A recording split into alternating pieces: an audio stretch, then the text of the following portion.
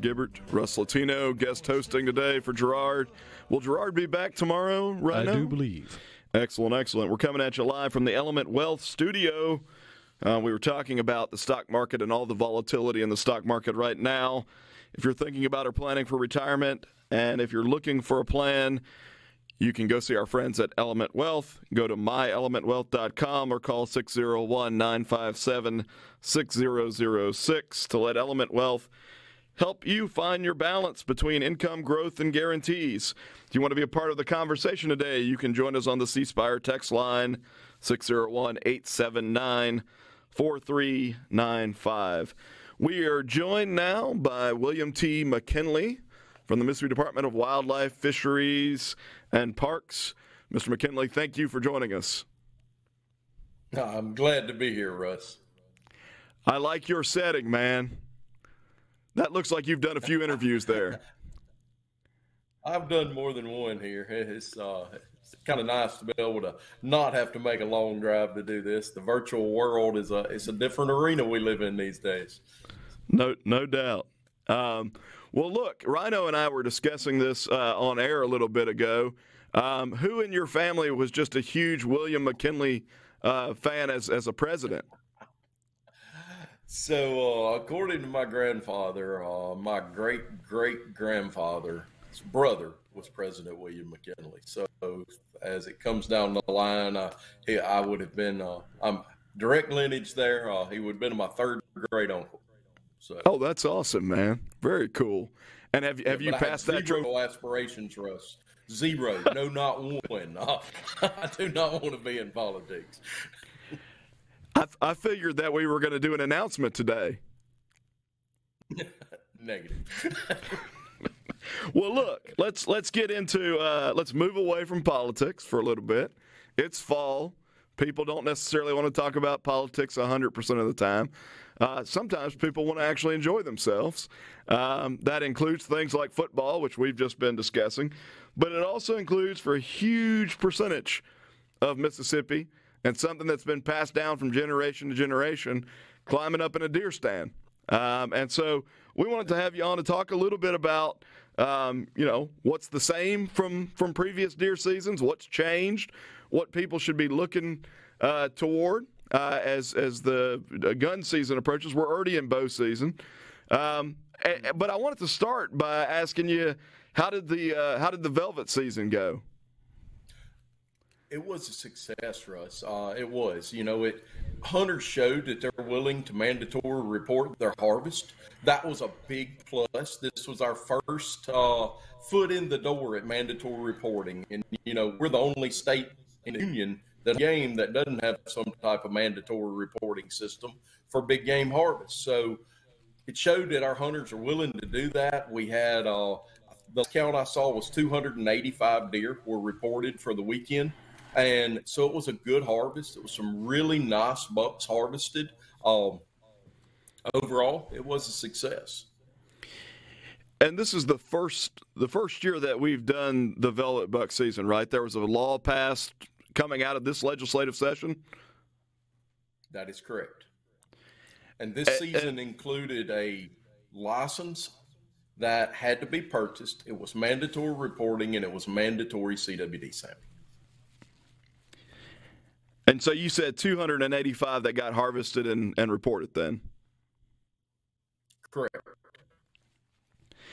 And bow season started October 1, right? It did in most of the state. The Southeast Deer Management Unit will open up on the 15th, so this coming Saturday. But the majority of the state, yes, bow season is ongoing right now. And hearing some good reports, deer have been moving quite well. Well, talk to me a little bit about sort of what you've seen. You've been in this game for a long time. What are the deer populations looking like across the state? Obviously, I know it's divided into regions. Are we at a point, because I'll tell you, where I live, nobody hunts, but, man, the deer are around in plenty. Are we at a point where we're trying to make it so that more deer are getting harvested? What's the population look like across the state? So our method of trying to estimate the deer population is called population reconstruction. And we actually take how many deer harvested, how old they were, and kind of go and look at, well, they had to be here a few years ago. So you can imagine they don't stand still and get counted very, very easily. So with those numbers, though, we had some really low harvests back in 17 and 18 because of some reduced antlerless regulations.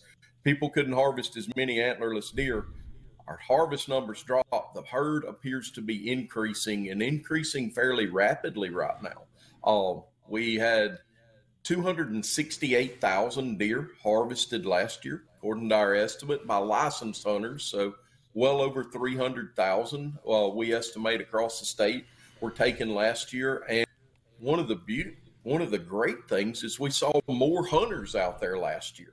But we still need more deer taken. We offer a bag limit in most of the state of 8 deer, 3 bucks and 5 does, and the average hunter is only harvesting about 1.5 deer. So we encourage hunters, take a few more deer. And part of that is that you've got fewer people now getting in the stands, even though in Mississippi it's still a tradition. Across the country, we're seeing fewer and fewer hunters. Is that right? Yes, Russ, you are correct. That was recently at a meeting in Kansas with the Midwestern and Southeastern deer coordinators, my equivalent throughout these 2 regions of the country. That was one of our biggest topics, is that the number of deer nationwide, it's dropping. In Mississippi, we saw a bump up the past couple of years. That's a good thing. But overall, numbers of deer tend to be increasing and number of hunters tend to be on a slow decrease nationwide. That's not a good combination. We have to control this deer population. What do you attribute the bump in Mississippi versus the rest of the nation to? Is it just people were tired of being, cloistered because of COVID, so they got out and did something? Or is it because you guys have kind of changed the approach for youth hunters? I know the regulations associated with youth hunting allow for a little bit more leeway in terms of what they can bag and when they can bag it.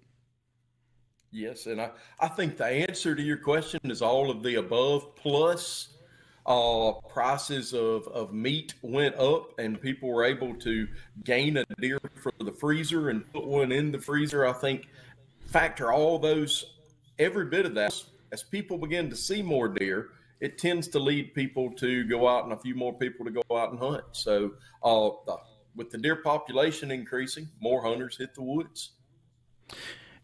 For several years running, we've been talking about CWD.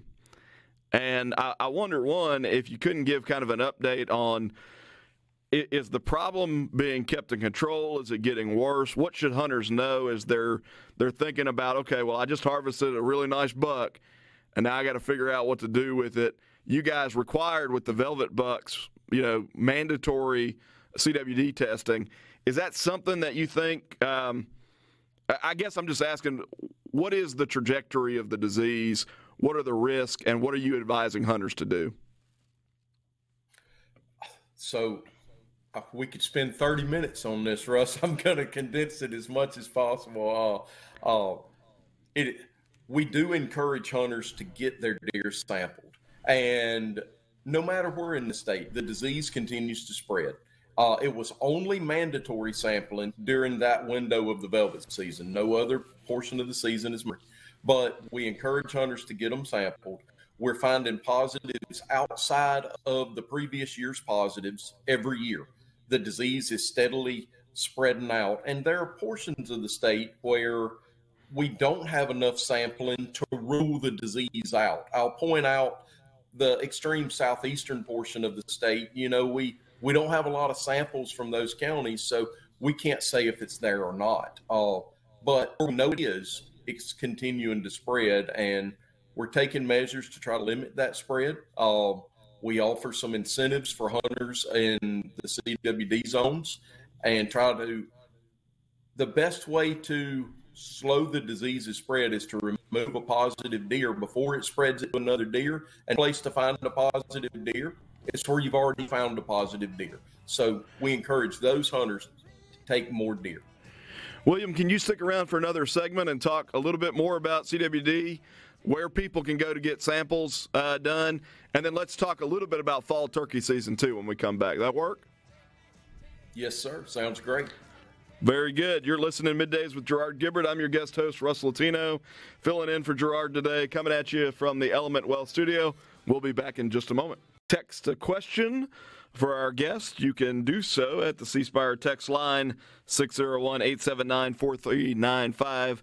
We are talking to William T. McKinley at the Mississippi Department of Wildlife, Fisheries, and Parks. Before we went to break, we were talking about CWD, chronic wasting disease, and how that is spreading in deer populations in areas that previously we weren't seeing deer that were testing positive. We are seeing some of that now. And then in some areas, William was telling us essentially that because samples are not really being taken, we really don't know whether or not those are problem areas. But the state has made it so that it is relatively easy to sample a deer that's been harvested, right, for CWD. Yes, we operate 63 drop-off freezers, and they're simply chest freezers scattered out across the state. And not every county has one, but every county either has one or touches a county with one. And a hunter can just drop the head of the deer they harvest.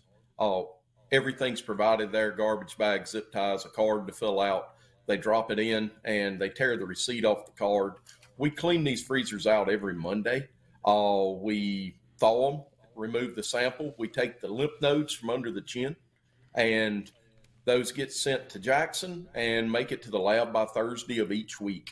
So we start getting results back the following week. So we tell hunters to give it a couple of weeks, but on low volume times, it may be sooner than that. We're also working with almost 70 taxidermists across the state.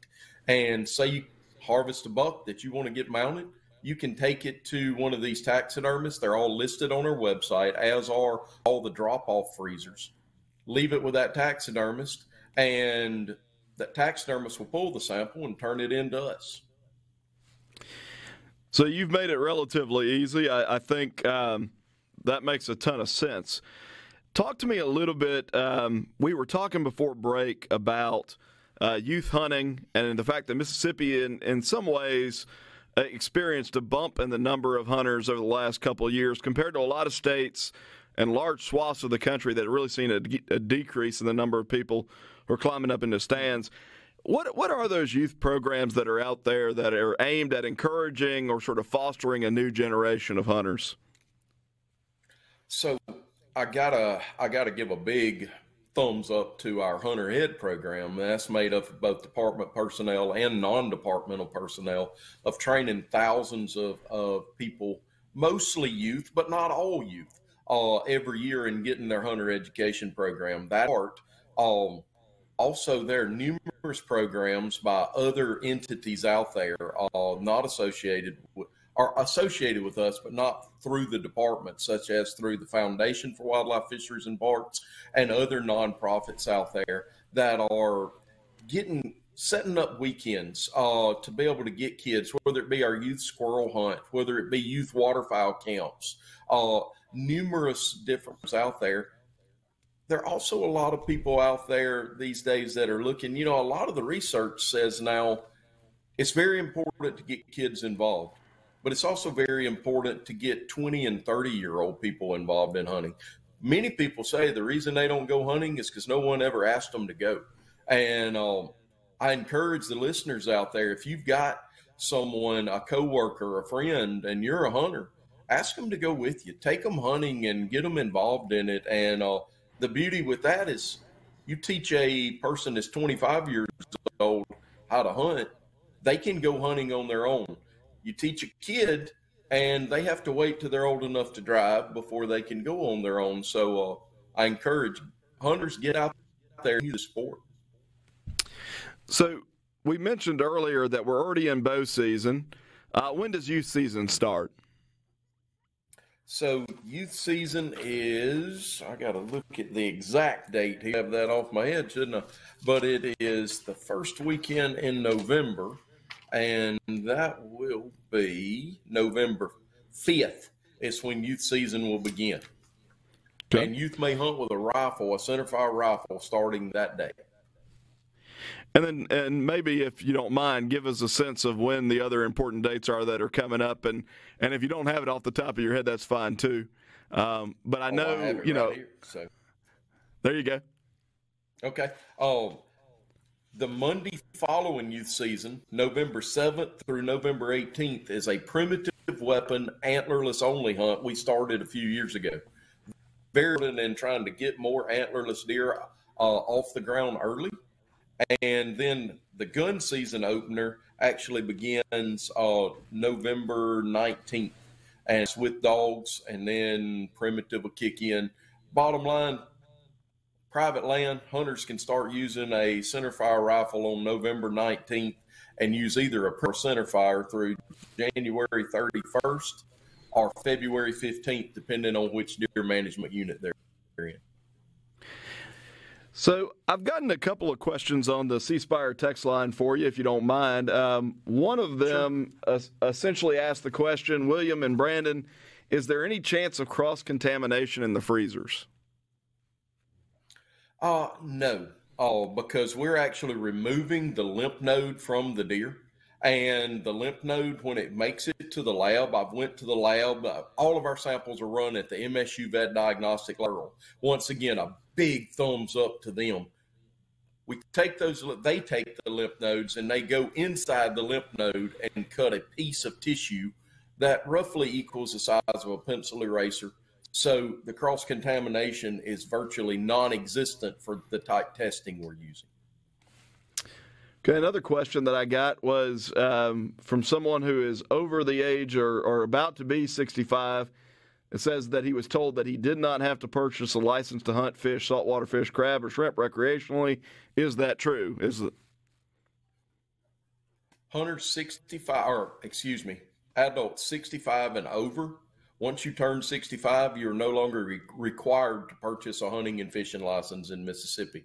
But I'm going to throw out there, we offer a $5 senior exempt license that will let us continue to hunter and know that they're out there and draw the federal aid money from the Pittman-Robertson Act, from the sale of guns and ammo. That is very important to our agency and us managing wildlife for them. So that $5 license will let us count them for many more years. So I encourage that, but it's not required.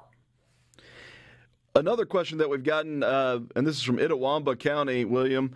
They're looking for a hunter's ed program for a 16-year-old. You may not know one off the top of your head, but if there are resources, if somebody's listening who would like to get their child signed up into hunter's ed anywhere in the state, is there a website people can go to? Absolutely. Go to mdwfp.com. On that website, they can then go through the hunter ed classes, find one that is near them, and be able to look one up from there and see what's coming up in the near future. And then the last one that jumps out at me is our buddy Thomas in Greenwood poses more a thought than a question, but I'll get you to respond to it. And he says essentially that hunters are scared of delivering samples because they don't want to be the hunter that gets hunting shut down in their county. How would you respond to that? That we haven't shut down hunting in a county at all. In fact, we have encouraged more hunting, and in the CWD zone, we've actually put in 1 year we did an extra week hunting. We've increased bag limit in the North Mississippi, North Central Deer Management Unit, where CWD is the highest prevalence. By the way, 1 in 6 bucks in Benton County, Mississippi tested positive last season. But we've increased the bag limit. That is directly opposite of what we would do. We want hunters to harvest more deer in the CWD areas. We don't want to stop hunting. And that's good information. So that fear is not well grounded at all. On the freezers, can people find the locations of those freezers on the website as well? Yes, mdwfp.com. Go to our C page. All the freezers are listed there. All the taxidermists that participate with us are listed there, and their phone number by county. So if someone's looking for one to get their deer sampled, all of that info, plus a wealth of information on CWD is there. We are about out of time, but really quickly, turkey season is also right around the corner. What are you guys expecting there? Well, I want to point out that the fall turkey season is only for 24 counties, and they have to pre-apply and get a permit and get tags. So don't read into this that you can just decide tomorrow on Saturday you can go turkey hunting. You have to have done a little forethought on this and got the tags, or you may meet one of our conservation officers in a not positive light. So and you can also, for those hunters. Go ahead. Yeah, you can also find those counties on your website. I was looking at them this morning. Yes. So, William, appreciate you being on. Good information as people get ready to get out, and we want more people to get out and get active and start harvesting these animals. It's a Mississippi pastime, if you will. You've been listening to Middays with Gerard Gibbert, Russ Latino guest hosting from the Element Wealth Studio. We'll be